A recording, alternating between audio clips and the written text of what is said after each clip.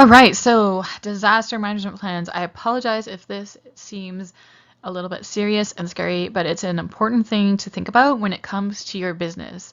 So, a disaster management plan is basically thinking about everything that is important to your business and what would happen in an emergency situation or a disaster. So, if there was a fire or a flood that wiped out your business, how could you get it back up and running as quickly as possible?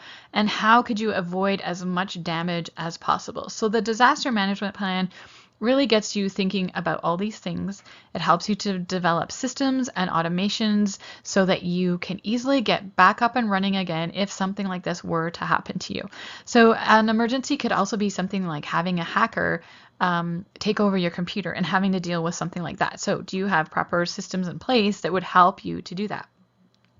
Another really good practice when it comes to disaster management is creating offsite and redundant backups. So these are two different things. An offsite backup is what I mentioned earlier in the class, where you have a backup of all your files or your server, whatever it is that you're using in your business, and then you take it home with you. So if you have an external office, you have a separate backup that you take home with you. So if something were to happen to your office, you still have the backup at home that you can use if anything were to happen with your computer at your office.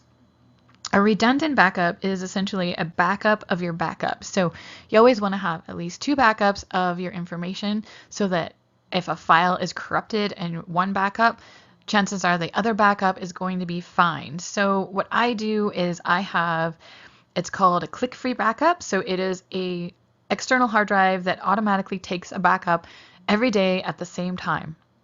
And then I also use backup in the cloud. So I use Google Drive in the cloud to do a secondary backup so that if anything were to happen with my click-free backup drive, I could then go into Google Drive and look up the information that I'm looking for.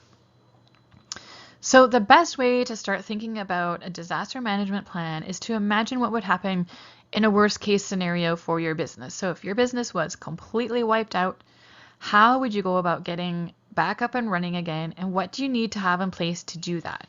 And then you can start taking those steps to actually set that up so that you have less worry when it comes to having an emergency or a disaster with your business.